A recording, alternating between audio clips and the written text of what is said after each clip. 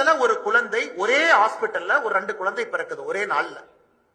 ஒரு குழந்தை கோயம்புத்தூர்ல ஒரு பெரிய தனியார் மருத்துவமனையில் ஒரு குழந்தை பிறக்குது. ஒரு குழந்தை கோயம்புத்தூர்ல இன்னொரு பகுதியில ஒரு அரசு ஆரம்ப சுகாதார நிலையத்தில் ஒரு குழந்தை பிறக்குதுன்னு வச்சுக்கலாம். ஆய்வு என்ன சொல்லுதுனாங்க, அந்த கடைசி 25% பொருளாதாரத்தில் இருக்கக்கூடிய குழந்தை முதல் 25% பொருளாதாரத்திற்கு வர வேண்டும் என்றால் இந்தியாவில் சராசரியாக 3 தலைமுறை தேவைப்படுகிறது. அதாவது கடைசி 25% பொருளாதாரத்தில் இருக்கக்கூடிய குழந்தை முதல் 25% பொருளாதாரத்திற்கு வர வேண்டும் என்றால் 3 தலைமுறை. சவுத் ஆப்பிரிக்கால 7 தலைமுறை தேவைப்படுகிறது.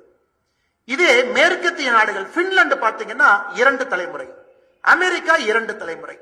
அதனால இந்த ஒரு நாடும் தன்னுடைய பொருளாதார கொள்கை எப்படி அவங்க மேம்படுத்துறாங்கன்னா, ஒரு குழந்தை எங்கே பிறந்திருந்தாலும் வாழ்வில் அந்த குழந்தை சாதிப்பதற்கு சமமான வாய்ப்பு அந்த குழந்தைக்கு கொடுக்கப்பட வேண்டும் என்பது நிறைய நாடுகள். இந்தியாவை பொறுத்தவரை இப்பதான் நம்ம அதை பத்தி யோசிக்கிறோம்.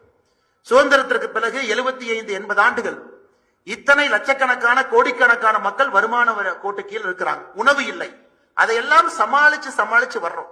உறுதியாக இன்னும் 50 ஆண்டுகள் கழித்து இந்தியாவில் நாம் பொருளாதாரத்தை பார்க்கும் பொழுது நிச்சயமா எஸ்டேட் டாக்ஸ் கண்டிப்பா வந்திருக்கும். அது எந்த மாற்று கருத்தும் இல்லை, உறுதியா வந்திருக்கும்.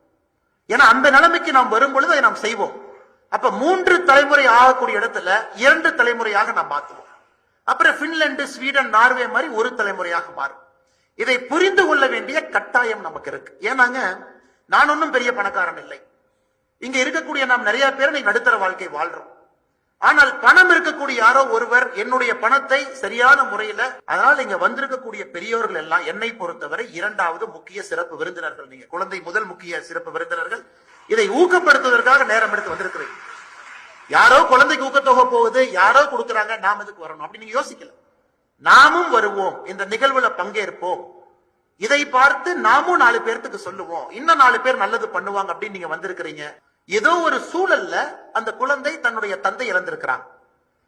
இதே இந்த குழந்தை லாட்டரி மாதிரி இந்தியால பிறக்காம இருந்து இந்த குழந்தை பின்லாந்துல பிறக்குதுன்னு வச்சுக்கலாம். இந்தியால பிறக்கல, பின்லாந்து, ஸ்காண்டினேவியால அந்த குழந்தை பிறந்திருக்கிறாங்கன்னா இந்த குழந்தையினுடைய முழு பொறுப்பு அரசுக்கு போயிடும். அங்க பின்லாண்டோ, அமெரிக்காவோ, யூகேலையோ பாத்தீங்கன்னா முழுவதுமாக கல்வி செலவு அரசு ஏத்துக்கிறாங்க. எந்த குழந்தையும் தனியார் பள்ளி, பிரைவேட் பள்ளிங்கிற பேச்சே கிடையாது. அமெரிக்காவை பொறுத்த வரைக்கும் எல்லாம் நெய்பர்ஹுட் ஸ்கூல்ஸ், வீட்டு பக்கத்துல எந்த பள்ளிக்கூடம் இருக்கோ எல்லாரும் அங்கதான் போய் படிக்கணும். எல்லோரும் அரசு பள்ளியில தான் படிக்கணும். எல்லோருக்கும் தரமான அரசு பள்ளி இருக்கு, எல்லாரும் பக்கத்துல போய் சேர்த்திடுறாங்க.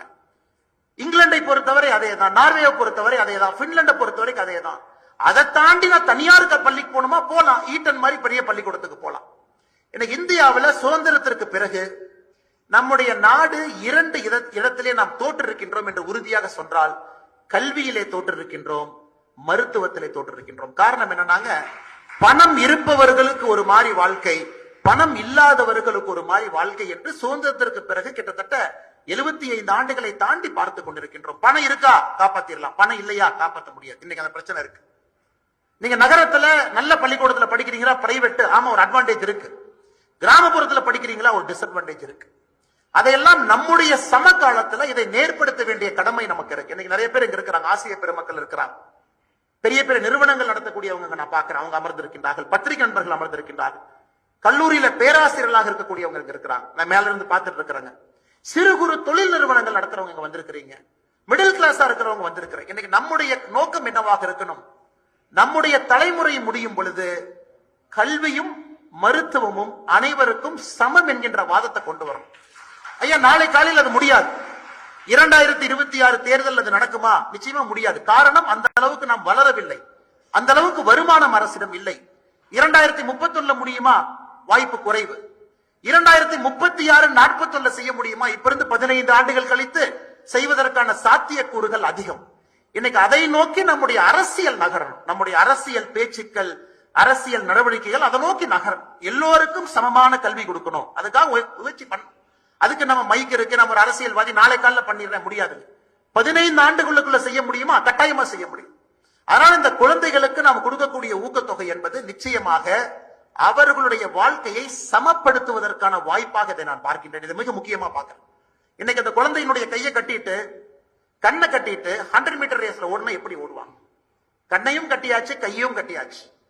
இன்னைக்கு தனியார் பள்ளியில படிக்கக்கூடிய குழந்தைகளுக்கு NEET coaching, multiple coaching, civil service coaching 5 லட்சம் ரூபாய். இன்னைக்கு நீங்க டெல்லியில போய் முழுவதுமாக ஒரு சிவில் சர்வீஸ் கோச்சிங், நான் மெயின்ஸ் எக்ஸாம் ப்ரிப்பேர் பண்ணுவேன், நான் வந்து ஒரு பிரிலிமினரிக்காக நான் ஒரு ஆப்ஷனல் பேப்பர் ப்ரிப்பேர் பண்ணுவேன், நல்ல இன்ஸ்டிடியூட் போகணும் அப்படின்னா 5 லட்சம் ரூபாய் செலவாகும்.